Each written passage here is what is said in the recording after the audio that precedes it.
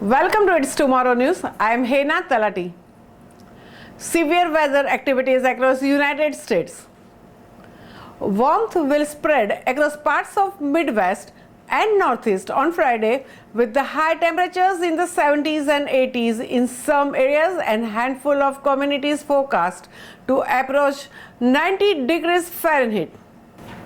But while those parts of the country get an early taste of summer, the cold front moving through the plains will spawn a line of thunderstorms that could then turn into severe storms.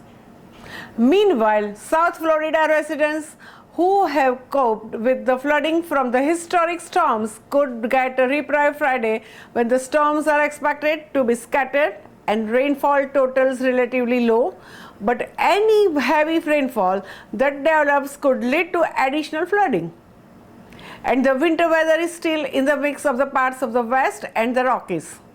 Just another day of spring weather is around the United States. A low pressure system developed over the plains Thursday night, according to the National Weather Service, and the system's associated cold front was forecast to push through the plains and upper Midwest on Friday. Showers and thunderstorms are likely on Friday across the area, according to the forecasters, and there's a slight risk of severe weather in the central plains, where the storms could produce large hail and damaging winds. Elsewhere, residents in the New Mexico, Texas and Oklahoma will also have a contended with the dry and windy conditions on Friday, leading to an increased risk of wildfires. A red flag warning, which is in effect in those states as well as portions of the Wisconsin and Michigan, means that the critical fire weather conditions are either occurring now or are expected to develop, the Weather Service explained, citing the combination of the strong winds, low relative humidity and other factors.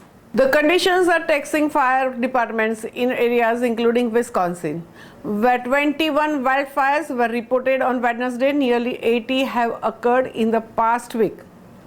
It will feel like a summer in the parts of Northeast on Friday. Temperatures are expected to be 25 to 35 degrees above the average for this time of the year, with the record-breaking highs possible from the parts of the Great Lakes through the southern New England, according to the Weather Service. High temperatures in the mid-Atlantic and South New England areas could get close to 90 degrees Fahrenheit on Friday, forecasters said. By Saturday, those temperatures should drop but will likely be well above average, the Weather Service said. Snow showers are expected in parts of the Rockies Friday, with the heavy accumulations possible in Colorado's Central Rockies, forecasters said. The snow should taper off by Friday afternoon or evening. Aside from some light showers in the forecast for the Pacific Northwest, the rest of the West should remain dry, according to the Weather Service. A warm-up is possible in the parts of the region on Saturday.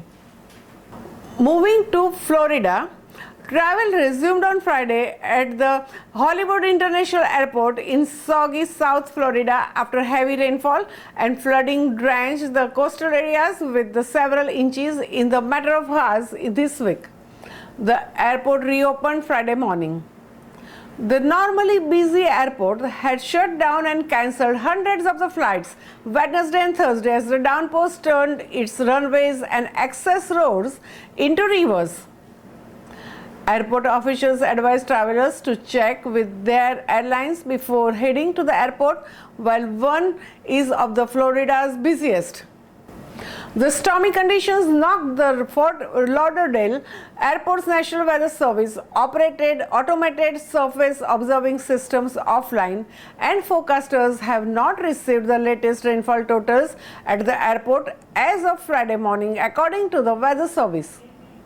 Meanwhile, meteorologists predict more shower and thunderstorms in South Florida Friday as the residents begin draining streets and cleaning up after the unprecedented storm.